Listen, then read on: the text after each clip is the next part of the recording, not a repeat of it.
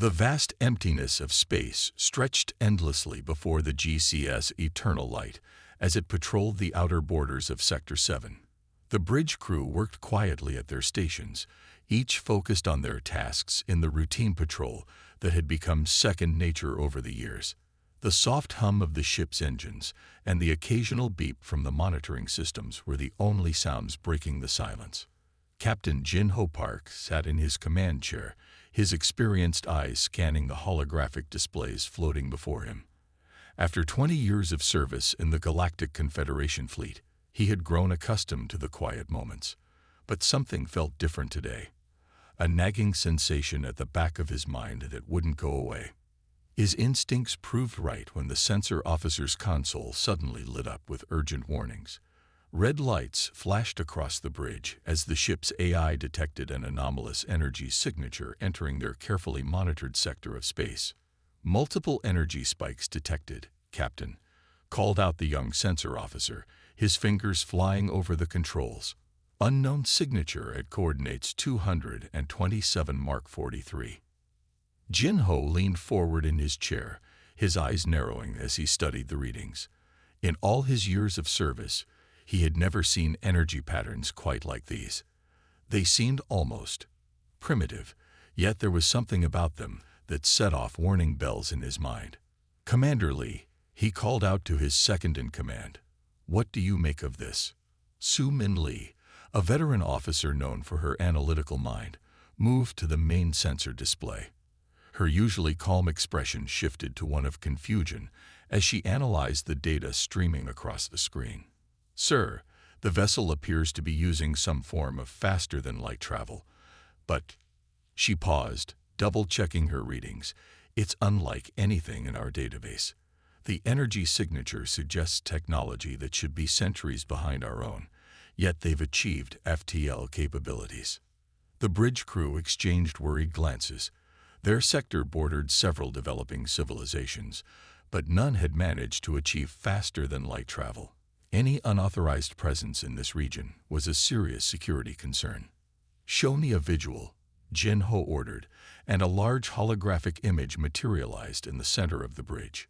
The unknown vessel was unlike anything they had seen before. Its design seemed to defy conventional space engineering principles, sleek and predatory, with smooth lines that somehow managed to look both beautiful and threatening at the same time. The hull was a deep charcoal gray that seemed to absorb the light from nearby stars, making it difficult to estimate its true size. "No matching configurations in our database, sir," reported the tactical officer. "The design doesn't correspond to any known spacefaring civilization." Jin-Ho's expression hardened. Protocol was clear in situations like this. Send them our standard warning message. Make sure they understand they're in restricted space. The communications officer transmitted the automated warning, a message that had deterred countless unauthorized vessels in the past. The crew waited, expecting the intruder to either respond with confusion or immediately alter their course as all others had done before. Instead, the response they received sent a chill through the bridge. A clear transmission in perfect galactic standard came through their communications system. "This is Captain Hansong of the United Nations Starship Harbinger. We acknowledge your warning but maintain our current heading. We come with peaceful intent and request diplomatic channels be opened." The bridge fell silent. The unknown vessel, the Harbinger, continued its steady approach, showing no signs of changing course or speed. The casual dismissal of their warning was unprecedented. "Sir," Su-Min spoke quietly, "they're using perfect galactic standard. That's impossible for a newly spacefaring race. They shouldn't even know it exists." Jin-Ho gripped the arms of his command chair tightly. Something was very wrong here. The vessel's primitive energy readings contradicted its advanced capabilities. Its captains spoke their language perfectly and showed no fear of their authority. And now they were requesting diplomatic channels, a right reserved only for recognized members of the Galactic Confederation. "Run a full tactical scan," he ordered. "I want to know everything about that ship. Weapons, defenses, crew complement. Everything." As the scanning beams reached out toward the Harbinger, Jin-Ho couldn't shake the feeling that they were dealing with something far more significant than a simple border incursion. The mysterious vessel's presence felt deliberate, calculated, as if they had chosen this specific time and place for their arrival. "Sir," the tactical officer's voice cracked slightly. "The scans, they're being reflected back. We can't get any internal readings at all."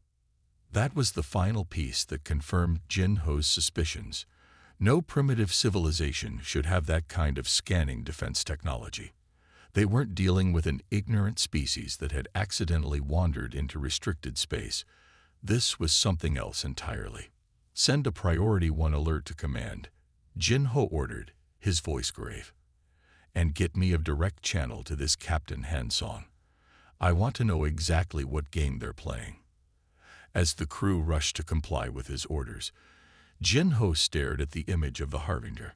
Something told him this encounter would change everything they thought they knew about their place in the galaxy. The question was, were they ready for what was coming? Admiral Yunji Kang stood motionless before the massive display screen in the Confederation Defense Force Command Center, her eyes fixed on the incoming reports from Sector 7. Around her, officers and analysts moved with growing urgency as more data streamed in about the unknown vessel that had so boldly entered their territory. The command center, normally a model of calm efficiency, now hummed with an undercurrent of tension. Whispered conversations and hurried footsteps echoed off the polished walls as staff members rushed to process the flood of information about this unprecedented situation.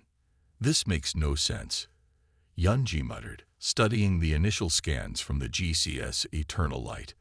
The vessel's configuration defied all known shipbuilding principles used by the Confederation and its allies.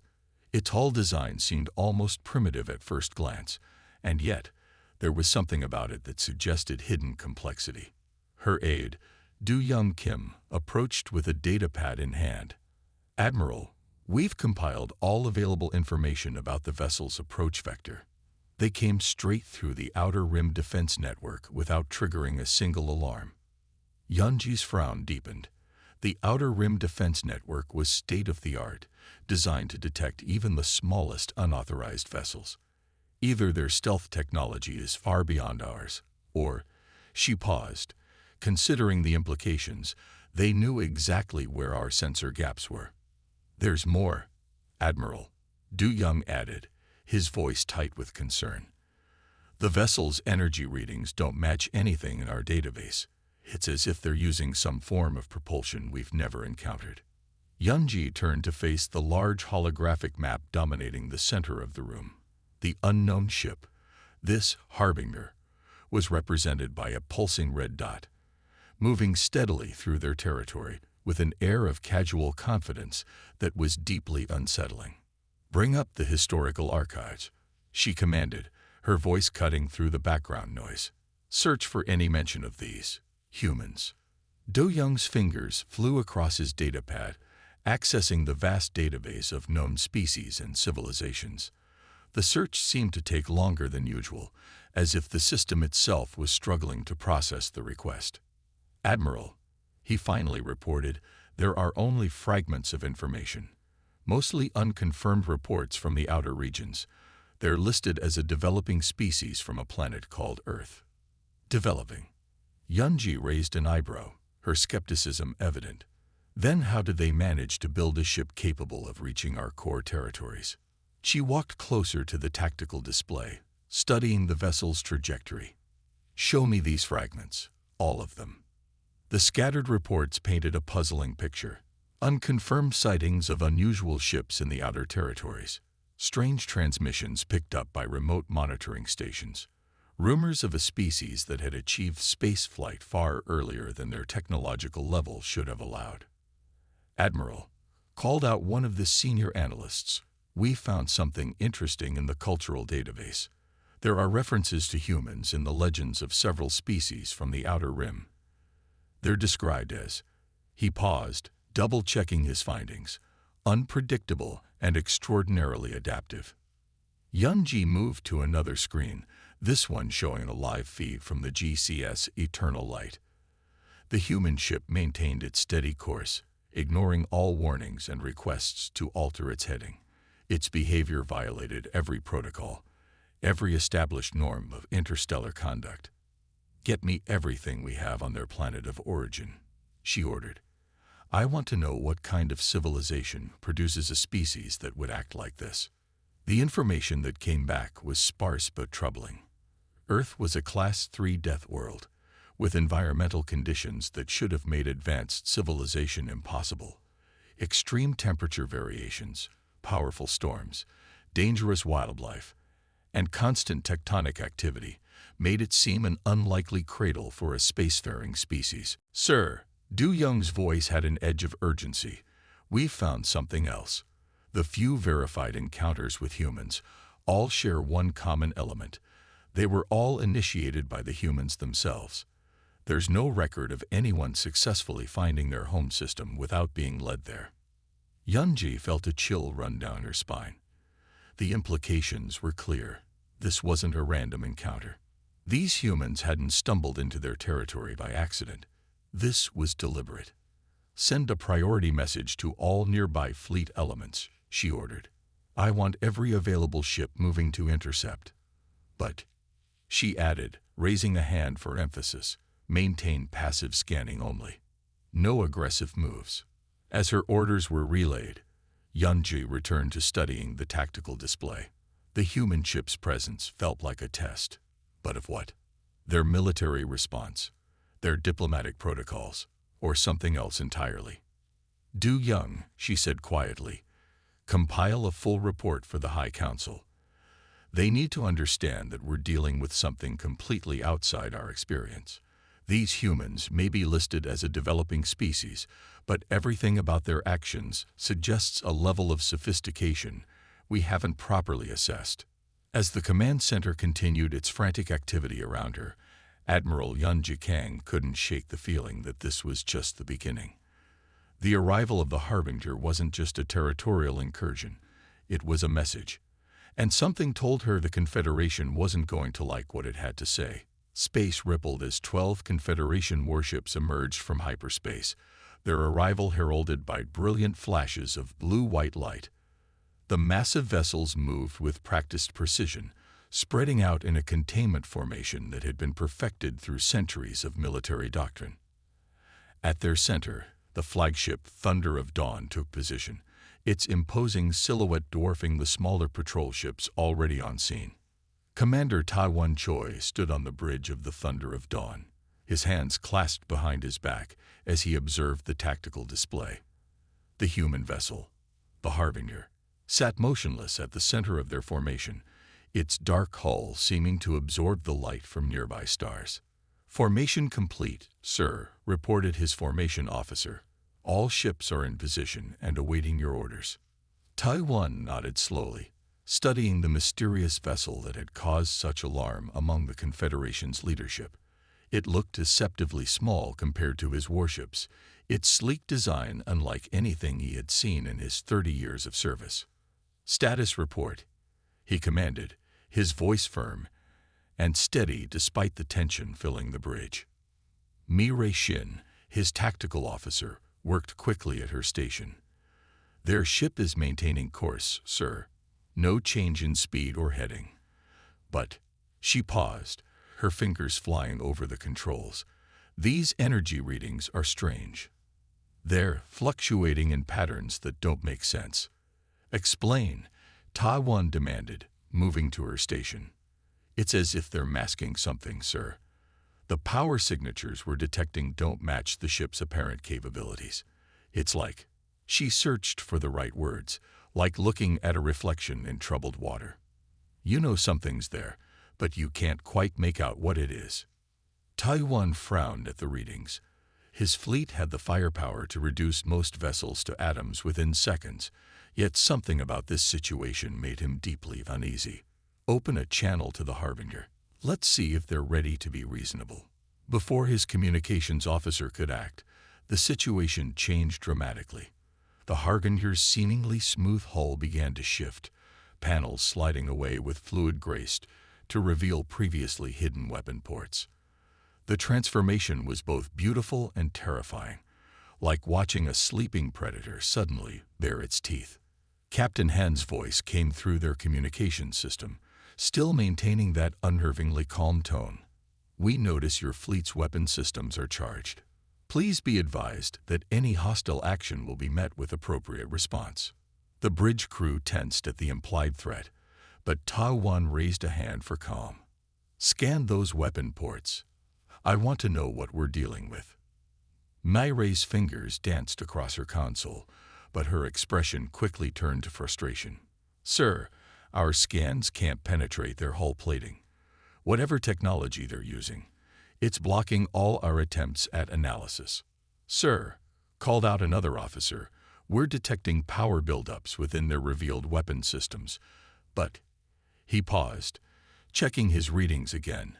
"The energy signatures don't match any known weapon type." Ta-1 moved to the center of the bridge, his mind racing through options. The Harbinger had just revealed weapons capabilities that had been perfectly hidden from their most advanced scanning systems. If they could hide those, what else might they be concealing? "Multiple ships reporting similar readings," Commander Myre announced. "The Harbinger appears to be generating some kind of energy field that's interfering with our targeting systems." The tension on the bridge ratcheted up another notch. Their technological superiority, something the Confederation had taken for granted for centuries, was being challenged by a single vessel from a supposedly developing species. "Sir," his communications officer called out urgently, "we're receiving transmissions from the outer ships. Their close-range scanners are detecting additional hidden weapon ports all along the Harbinger's hull. They're everywhere." Ta-1 felt a bead of sweat roll down his neck. The seemingly small vessel had just transformed from an apparent intruder into something far more dangerous. Every instinct honed through years of combat experience told him they were facing an opponent who had shown only a fraction of their true capabilities. "Hold positions," he ordered, his voice steady despite the growing unease in his gut. "No one fires without my direct order. Send a priority message to Admiral Kang. Tell her," he paused, choosing his words carefully, "tell her we may have severely underestimated our visitors." As his crew rushed to comply with his orders, Ta-1 stared at the image of the Harbinger. The vessel now bristled with weapon ports, each one promising destruction if they chose poorly in the next few moments. Yet somehow, he sensed that this display of force wasn't meant as a threat. It was a message. The humans were showing them just enough to make them question everything they thought they knew. The question was, how much more were they still hiding? The tension in space could have been cut with a knife as the 12 Confederation warships maintained their formation around the Harbinger. Warning signals blared across multiple ships as weapons remained charged and ready, their targeting systems struggling to maintain locks on the mysterious human vessel. Captain Seo Junyang of the Righteous Blade felt his patience wearing thin. The human ship's arrogant display of hidden weapons and casual dismissal of their authority had struck a nerve. His finger hovered over the weapon's control, pride and anxiety warring in his mind. "Sir," his tactical officer warned, "our targeting systems are still experiencing interference." But it was too late. Seo Jun's pride won out, and he gave the order. Brilliant beams of energy erupted from the Righteous Blade's main batteries, streaking across space toward the Harbinger. The shots were perfectly aimed. By all rights, they should have crippled any known vessel's propulsion systems. Instead, the energy beams hit an invisible barrier around the human ship and simply disappeared. There was no explosion, no dispersion effect, not even a visible shield flare. The devastating weapons fire had been absorbed as easily as sunlight on a black surface. Impossible. Ta-1's voice cracked over the fleet communications as he watched from the thunder of dawn. His hands gripped his command chair tightly, knuckles turning white. Before anyone could react to this shocking display of defensive capability, the Harbinger moved. The vessel's motion defied everything they knew about spacecraft maneuvers. It seemed to slide through space as if friction and inertia were merely optional concepts. executing turns that should have torn any ship apart. "Sir," May Ray's voice was filled with disbelief as she tracked the human ship's movements. "They're pulling maneuvers at forces that should be killing their crew. The G-forces alone." The Harbinger danced between the Confederation ships, its movements fluid and precise. It wasn't just evading, it was demonstrating. Each impossible turn, each physics-defying acceleration was a carefully choreographed message. "You cannot touch us. All ships, hold your fire." Todd 1 ordered, but the command came too late. 3 more Confederation captains, rattled by the display and acting on instinct, opened fire. Their combined barrage would have reduced a small moon to rubble. Against the Harbinger, it proved just as ineffective as the first attack. This time, the human ship responded. Precise beams of energy, unlike anything in the Confederation's arsenal, lanced out from the Harbinger's weapon ports. Each shot found its mark with surgical precision. One by one, the weapons systems of the attacking ships went dark. No explosions, no hull breaches, just perfectly targeted strikes that left the vessels helpless but intact. Captain Han's voice came through their communication systems, still maintaining that unnervingly calm tone. "That was a warning. We would prefer to avoid further destruction." The bridge of the Thunder of Dawn fell silent as the crew processed what they had just witnessed. The Harbinger had disabled 4 warships in less time than it took to give the order to fire, and had done so without causing a single casualty. "Sir," May Ray reported, her voice shaking slightly. "Analysis of their weapon strike shows they hit exactly what they were aiming for. Power conduits, weapon control nodes, shield generators. They knew precisely where to hit us. They knew our ship's designs better than we know theirs." Taiwan felt a cold sweat break out on his forehead. This wasn't just advanced technology. This was technological superiority on a scale they hadn't imagined possible. The humans hadn't just countered their attacks. They had demonstrated complete tactical and technical dominance, while deliberately minimizing damage. "All ships, power down weapons," he ordered, his voice firm despite the fear gnawing at his gut. "Stand down immediately." As the remaining Confederation ships complied, the Harbinger returned to its original position, moving with that same impossible grace. Its weapon ports remained exposed, a reminder of what they were capable of, but also of what they had chosen not to do. "Commander," Captain Han's voice came through again, "we understand that pride and protocol can sometimes override judgment. No harm has been done that cannot be undone. Shall we return to diplomatic discussions?" Taiwan stared at the tactical display, watching as damage assessment reports flowed in from the disabled ships. Not a single life lost, no hull breaches, no system damage that couldn't be repaired. The humans had delivered the most precise and measured response possible, a demonstration of power tempered by restraint. "Send word to Admiral Kang," he ordered quietly. Tell her we're not dealing with a developing species. We're dealing with something far beyond our understanding." The dance had begun, but it was already clear who was leading. The command center of the Confederation Defense Force had fallen into an eerie silence. The usual bustle of activity had ceased as all eyes focused on the tactical displays, showing the aftermath of their fleet's engagement with the Harbinger. Admiral Yunji Kang stood motionless, her face a mask of contained shock as she watched 3 of her best warships drift helplessly in space. The Pride of Dawn, the Righteous Blade, and the Swift Justice, ships that had stood against pirates, rogue states, and even alien invasions, now floated like dead leaves in a pond. Their weapon systems had been surgically disabled with a precision that shouldn't have been possible. "Replay the engagement," Yunji ordered, her voice barely above a whisper. Full tactical analysis. The holographic display shifted, showing the battle from multiple angles. The Harbinger's movements defied everything they knew about spaceship combat. Where Confederation ships needed careful planning and calculated trajectories, the human vessel moved like water flowing around rocks. Frame-by-frame analysis of their weapon strikes. Du Yun reported, his fingers dancing across his console. Each shot hit exactly where they intended. Power relays, weapon control nodes, shield generators. They knew our ship's weaknesses perfectly. Yunji's hands clenched into fists behind her back.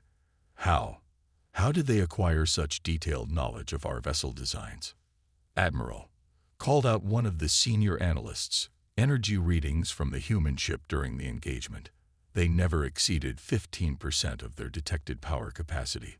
The implications of that statement hit the command center like a physical blow.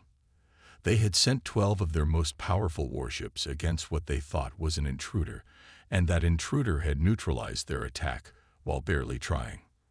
They'd been holding back, Du Young said aloud, voicing what everyone was thinking. These humans, they could have destroyed us at any time. As if to confirm their growing dread, the Harbinger transmitted again. Captain Han's voice filled the command center, still maintaining that unnervingly calm tone. We have demonstrated a fraction of our capabilities. Shall we discuss peaceful alternatives? Yunji moved closer to the tactical display, studying the human vessel with new eyes. What she had initially dismissed as primitive design now seemed deliberately deceptive. Every aspect of the ship's appearance had been calculated to make them underestimate its true capabilities. Analysis of their shield technology, she demanded. Admiral, the chief engineer's voice was strained. Their defensive systems, they don't match any known principles of energy deflection. Our weapons didn't even create visible shield flares. It's as if the energy was simply ceased to exist when it reached their hull. Another officer spoke up. Sir, we're detecting no damage to their systems. Not even heat buildup from our attacks. Whatever technology they're using, it's centuries beyond our understanding. Yunji felt a chill run down her spine as the full picture became clear. This wasn't just a technological gap. It was an abyss. The humans had allowed this confrontation to play out, had let them fire first, had demonstrated their superiority in the most measured way possible. Show me the status of our disabled ships, she ordered. The reports scrolled across her screen. Weapons disabled, shields offline, propulsion systems compromised. But there were no hull breaches, no atmosphere leaks, no casualties. The Harbinger had completely neutralized 3 capital ships without taking a single life. Send word to the High Council, Yunji commanded. Market priority 1. Tell them. She paused, choosing her words carefully. Tell them we are facing a civilization that has mastered technologies we cannot comprehend, and they are showing remarkable restraint in demonstrating this fact. Do-Yun looked up from his console, his face pale. Admiral, what do we do now? Yunji turned to face her command staff, seeing the fear and uncertainty in their eyes. Their entire understanding of their place in the galaxy had been upended in a matter of hours. The Confederation, long proud of its technological superiority, had been humbled by a single ship from a species they had dismissed as developing. We do the only thing we can, she replied firmly. We acknowledge reality. Open a channel to the Harbinger. It's time we had a proper diplomatic discussion. As her staff rushed to comply, Yunji couldn't help but wonder what other capabilities the humans were hiding. They had revealed just enough to prove their superiority while maintaining countless unknowns. It was, she had to admit, a masterful strategy.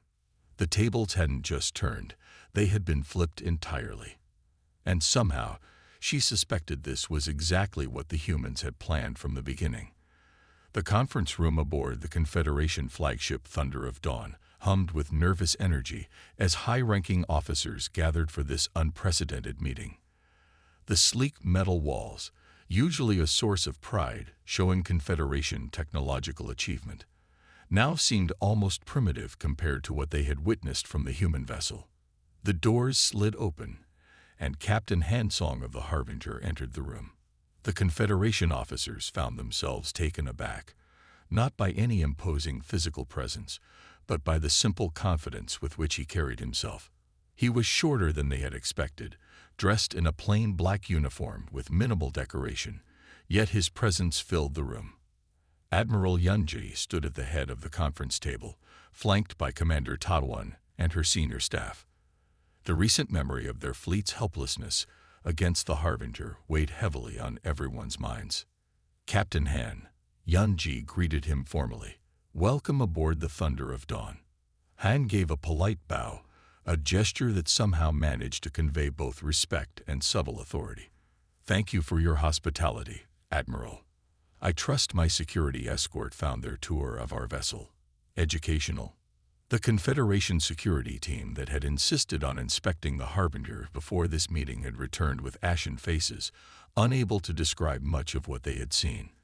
Their reports mentioned corridors that seemed to bend space itself and technology that appeared to operate on principles they couldn't begin to understand. "Earth has seen thousands of years of warfare," Han began, his voice carrying easily through the room. "We've learned its cost all too well. Our history is written in blood and fire, in victories and defeats that shaped who we are. That's why we come offering friendship first, but we will not hesitate to defend ourselves." One of the senior officers spoke up, his voice tight with barely contained frustration. "You speak of friendship, yet you entered our space uninvited, ignored our warnings, and disabled our ships." Han's expression remained calm. "We responded to aggression with measured defense. Not a single life was lost, not a single ship destroyed. Would you have preferred we demonstrated our full capabilities?" The room fell silent as the implications of that statement sank in. The Harbinger had easily disabled 3 warships while operating at minimal power. What could it have done if pushed to its limits? Admiral Yunji found herself reassessing everything. She thought she knew about emerging civilizations. Why enter our space so boldly? Why not establish diplomatic contact through conventional channels? Han smiled, and there was something ancient in that expression. The wisdom of a species that had learned hard lessons through countless conflicts. Sometimes the best way to earn respect is to demonstrate that you're capable of taking it by force. But choose not to. He moved to the conference room's viewport, gesturing at the disabled Confederation ships still visible in the distance. "Your civilization has grown comfortable in its perceived superiority. You classify other species as developing based on criteria that may be meaningless. We chose this approach to bypass years of diplomatic bureaucracy that would have treated us as inferiors." "And what do you want from us?" Ta-One asked, speaking for the first time since the meeting began. "Want?" Han turned back to face them. "We don't want anything from you. We're here to offer something instead. Partnership, exchange of ideas, a chance to grow together rather than risk future conflict through misunderstanding." He touched a small device on his wrist, and a holographic display appeared above the conference table. It showed countless stars and systems, many marked with symbols the Confederation officers didn't recognize. "There are threats out there that neither of us can face alone," Han continued. "Species and forces that would make our recent demonstration look like a children's game. We've encountered some. You will too, eventually." The implications of his words sent a chill through the room. If the humans could so easily outmatch Confederation technology, what were these threats they spoke of? "We offer friendship," Han concluded, "not because we need it, but because we believe it's the better path. Humanity has learned that true strength lies not in the ability to destroy, but in the wisdom to know when not to." Admiral Yunji looked around the room, seeing the mix of fear, respect, and dawning understanding on her officers' faces. The humans had orchestrated this entire encounter to deliver this message, and had done so in a way that left no doubt about their capabilities while still leaving the door open for peaceful relations. It was, she had to admit, masterfully done. The Grand Council chamber of the Galactic Confederation sparkled under its crystal lighting, its towering walls bearing the flags of 1,000-member worlds. Today, those ancient walls witnessed something unprecedented. The signing of a treaty with a species that had, until recently, been classified as developing. The massive chamber buzzed with activity as delegates from across the galaxy gathered to witness the historic moment. Hovering camera drones transmitted the proceedings to trillions of beings across Confederation space, all eager to learn more about these humans who had so dramatically announced their presence. Captain Han Song of the UNSS Harbinger stood beside Admiral Yunji Kang, both watching as their respective leaders approached the ceremonial signing table. The human representative, a dignified woman with silver hair, moved with quiet confidence. Beside her, the Confederation's High Chancellor, an imposing figure in ceremonial robes, seemed almost nervous by comparison. "I never thought I'd see this day." Yunji spoke quietly to Han. "A month ago, we didn't even know your true capabilities. Now you're becoming one of our most important allies." Han's smile held a hint of gentle amusement. Sometimes the best changes come when we least expect them. Around them, delegates whispered and pointed at the human delegation. Stories of the Harbinger's encounter with the Confederation fleet had spread like wildfire through the galaxy.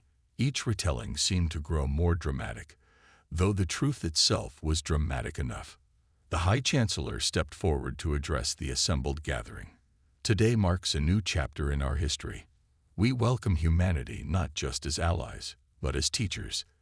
Their unique perspective and capabilities will help us face the challenges that lie ahead." As the leaders signed the treaty, Yunji turned to Han. "You've changed everything," she admitted. "Our people always assumed technological advancement meant cultural superiority. You've shown us otherwise. Humanity had to learn humility through centuries of conflict," Han replied, watching the ceremony. "We hope to help others avoid that path. Every advancement we've made, every technology we've developed, they all came at a cost. Sometimes that cost was measured in blood." The signing concluded to thunderous applause. On screens throughout the chamber, images of the Harbinger played. Its elegant form now a symbol of both power and restraint. But mixed with those images were new ones. Human medical teams helping heal the sick on Confederation worlds, human scientists sharing discoveries, human artists and musicians bringing new forms of expression to alien cultures. "The frightening thing," one council member whispered to another, "is that we still don't know their full capabilities. That ship, the Harbinger, what else can it do?" But such questions were asked with curiosity now, not fear. The humans had demonstrated their power, yes, but they had also shown wisdom in its use. Each day brought new revelations about their technology, their culture, their art, and each revelation was shared freely with their new allies.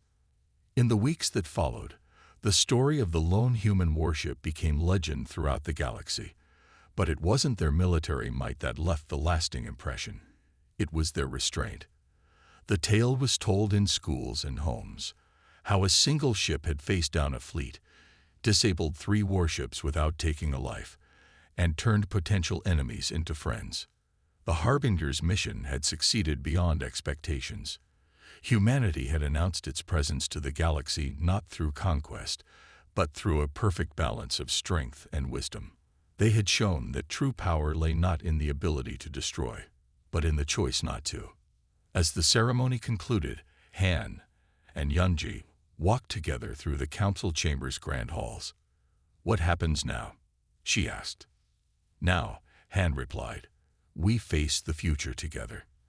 There are wonders out there beyond imagining, and dangers too. But together, we're better prepared for both." High above the Confederation capital, the Harbinger maintained its orbit, a silent guardian and a reminder of the day everything changed. Its dark hull reflected the light of an alien sun, no longer a threat, but a promise of things to come. In the years that followed, many would say that this was the day the galaxy truly began to grow up. Not through force, not through fear, but through the example of a species that had learned the hardest lessons of power and chosen to share them with wisdom and grace.